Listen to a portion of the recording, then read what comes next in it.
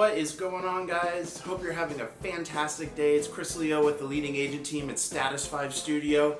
Hey, I wanted to talk with you guys a little bit more and dive a little deeper into this whole geographic farming thing. We've been in business since 1997. One of the things in the conversations that we frequently have, of course, is, or a lot of agents think that, postcard farming is dead or it doesn't work. And one of the curious ones that we see is when we come across an agent that says it was working brilliantly for them and now it's not, and they think that maybe just technology has moved past postcard farming. The reality is that it hasn't. And the reason that I know it hasn't is because by nature I'm just a curious person. So when we get into these conversations with people, we really try to dig down and figure out really what's what. And more often than not, what we found is it's not the vehicle that's having a problem. It's that the practices that they're using in their marketing campaigns are just outdated. So really all it takes is just a few small tweaks and they could actually get that campaign jump started and right back on track like before. So today I just wanted to share 3 quick things with you, and these are things that if you're seeing your postcard farming results start to dip a little and you're contemplating whether it's time to cut bait on the campaign or not, don't do that yet. Think of these 3 things and really honestly examine your campaign. My guess is you're falling victim to one or more of these things. So the first thing that I see, and this is something that just blows my mind, and I've always been interested in this, and it's something that I think is unique only to the real estate industry, is that many agents that we see that are doing marketing, they're not really tracking their results at all. And when I say they're not tracking their results, they think they are, but they're really not. And here's why.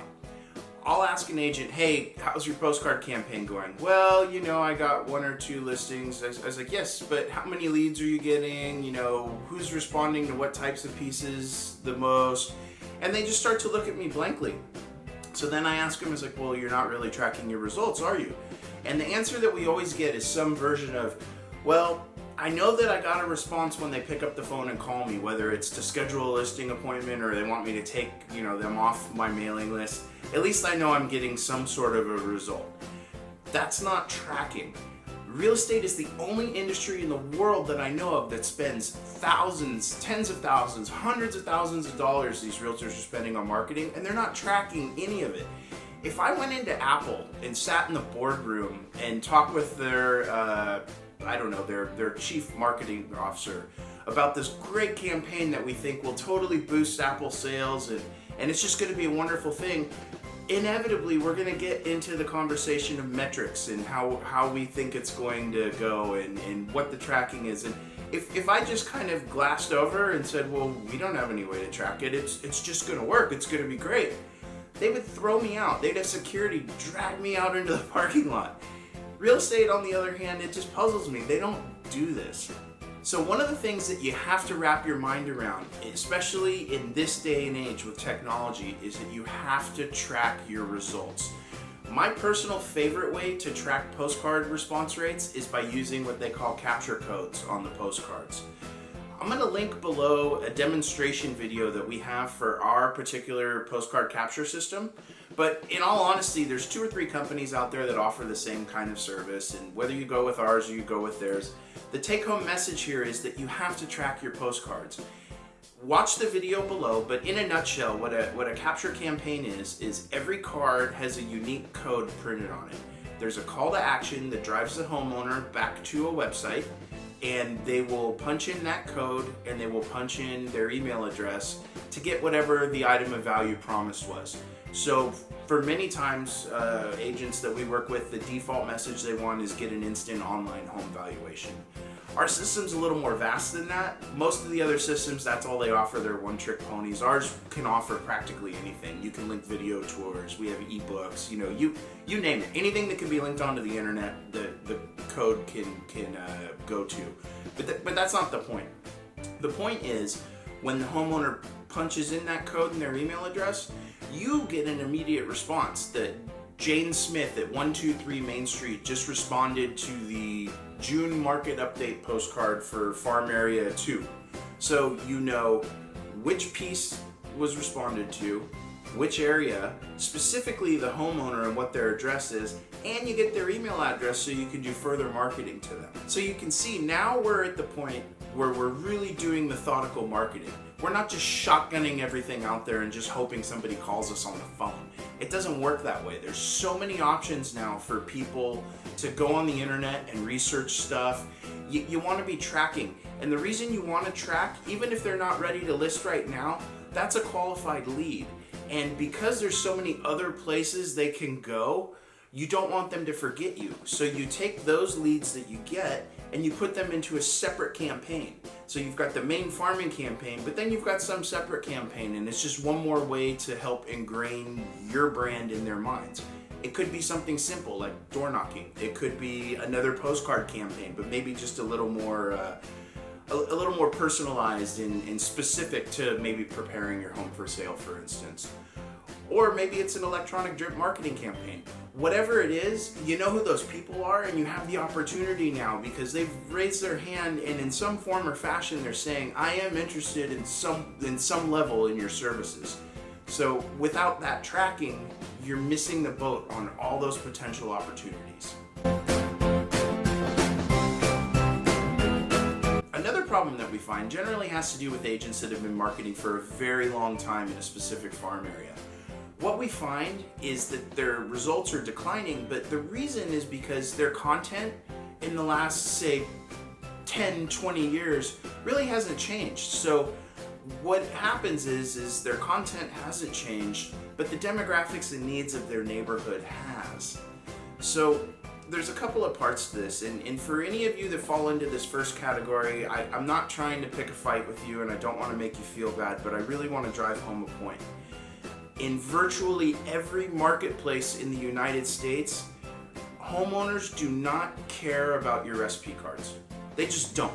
Recipe cards do not work. And please, just for a moment, hear me out on this. Any homeowner, by nature, we're all human beings, we're all a little bit selfish. All the homeowners care about when you're marketing to them, you want to touch them with things that are relevant to their spot in life right now, and we'll touch on that in a moment. But the most important piece is they want to know what's in it for them. So in other words, out of the 20 or 30 agents, let's say, in your farm area that want to list a particular homeowner's home, the homeowner wants to know from you, why are you different than these other 20 or 30 guys? And specifically, what does that mean to me? What's in it for me? How are you going to help me? And just to be frank, recipe cards don't even scratch the surface on any of that. Now I get it, like maybe your sphere of influence, once or twice a year you send out maybe a holiday recipe or something, and that's totally cool. They know you, they've done business with you before. That's not the driving factor on your marketing campaign. I understand that.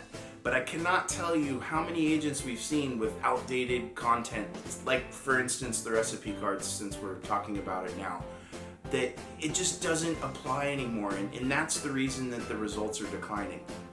One of the things that we do with all of our clients before embarking on any sort of a postcard marketing campaign, or maybe coming into contact with a new agent that just needs a refresh and a reset on their campaign, is we do demographic research on specifically who lives in that marketplace. Here's the thing, in the age of the internet, you can find information on anybody, and you don't even have to be super great at computers to do it. So what you want to do is you want to dig in and you want to find out who lives in these neighborhoods. Do they have children? What's their educational background? What kind of jobs do they typically have? And what you do is you're basically crafting a persona for the typical homeowner and the homeowner that's your ideal client in that area. A persona basically is just a semi-fictional story that tells the story of these people's lives. Once you have that, you kind of have the building blocks for your campaign. So don't just go to some, online print overnight real estate postcard mania vendor, whatever, fill in the blank, and just pick some generic template off their store.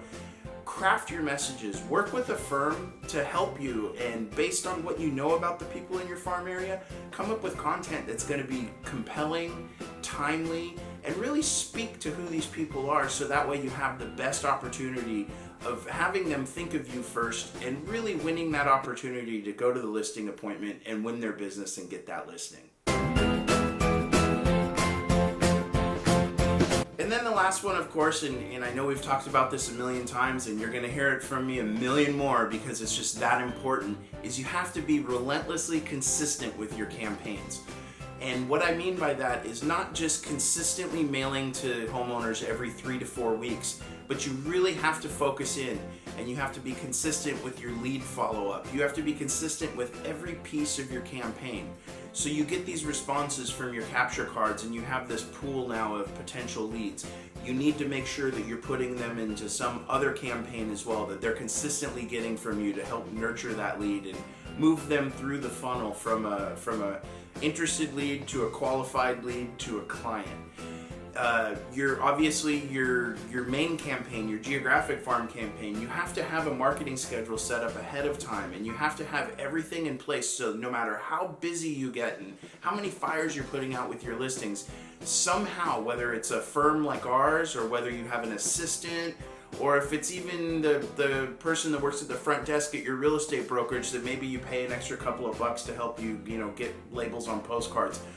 Whatever it is, you have to make sure that rain or shine, no matter what, that piece is going to get out every 3 to 4 weeks. And then when you go to meet with people, you have to make sure that your message is consistent. So you've done the research on homeowners in your marketplace. You've figured out what makes them tick, and you're giving them content that they find relevant, and you're telling them how you can help them above all other realtors in the area, and specifically what it means to them. So you've won on all those fronts. You need to make sure that your listing presentation is updated with these same core values and benefits and differentiating factors. Because if you sit down in front of these people and then you start giving them your pitch, and your pitch doesn't line up with all the things that you've told them before leading up to this point, they're going to think of you as untrustworthy or maybe unprepared, and you're not going to get that listing. So there you have it. Those are 3 things that we commonly see when people are complaining about dwindling results on their campaigns. It generally has to do with one of those things or a combination of all of them.